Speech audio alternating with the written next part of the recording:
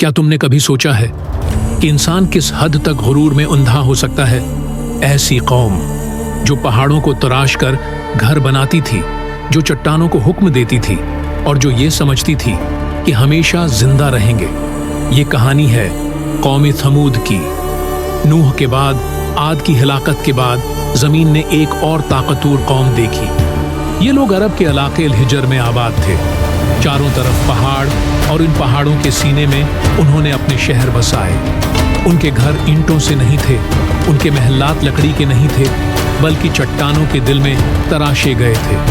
उनके दरवाजे इतने मजबूत कि जलजले भी उनका कुछ न बिगाड़ सकें। उनके सितून ऐसे जैसे जमीन को थामे खड़े हों। वो कहते थे, हमसे ज्यादा महफूज कौन है?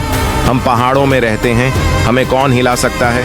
कौमी थमूद के पास ताकत थी, इल्म था, महारत थी, लेकिन उनके दिलों में एक जहर भर चुका था, गुरूर। वो बत्तों को पोंछते थे और कहते थे, यही हमें रिस्क देते हैं, यही हमें बचाते हैं। उनके सरदार महफिलों में बैठकर हंसते और कहते, अगर कोई अजाब आया भी तो हम पहाड़ों में छिप जाएंगे। फिर अल्लाह ने उन्हीं में से एक नबी भेजा। हजरत सालेह न बादशाह न लश्कर के साथ, बस सच के साथ। वो कहते थे, ऐ मेरी कौम, सिर्फ अल्लाह की इबादत करो, उसके सिवा कोई माबूद नहीं। ये ताकत, ये पहाड़, ये सब तुम्हें नहीं बचा सकते। मगर गुरूर में डूबे दिल सच कहां सुनते हैं। कौम थमूद ने तंज किया, अगर तुम सच्चे हो तो कोई निशानी लाओ। अल्लाह के हुक्म से एक दिन पहाड़ के अंदर से एक जिंदा ऊंटनी निकली। ये कोई आम जानवर नहीं था, ये अल्लाह की निशानी थी। हजरत सालेह ने कहा, उस ऊंटनी को नुकसान न पहुंचाना, ये अल्लाह की निशानी है, उसका पानी का दिन मुकर्रर है। कुछ दिन खामोशी रही, फिर शैतान ने दिलों में वसूसा डाला। सरदार कहने लगे, ये ऊंटनी हमारी शान के खिलाफ है, ये हमें हुक्म दे रही है। आखिरकार एक बदनसीब ने ऊंटनी की कोंचें काट दी और उस दिन जमीन ने फैसला सुन लिया। हजरत सालेह ने रोते हुए कहा, अब 3 दिन हैं, उसके बाद अल्लाह का अजाब आएगा। पहला दिन चेहरे जर्द पड़ गए, दूसरा दिन चेहरे सरख हो गए, तीसरा दिन चेहरे स्याह हो गए। पहाड़ों के घर खामोश थे, दिलों में खौफ उतर चुका था। वो चीख चौथी सुबह आसमान से एक जबरदस्त चीख आई।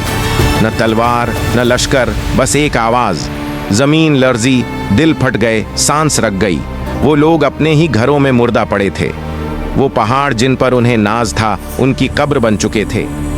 जो लोग हजरत सालेह पर ईमान लाए थे, अल्लाह ने उन्हें बचा लिया।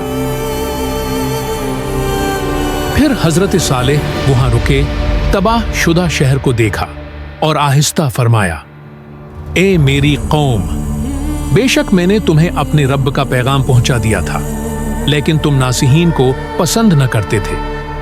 मैं तुम्हारी हिदायत चाहता था, मगर तुमने गुरूर को चुना और हक से मुंह मोड़ लिया। आज ये खामोश खंडरात गवाही दे रहे हैं कि अल्लाह की नाफरमानी का अंजाम हमेशा नुकसान है।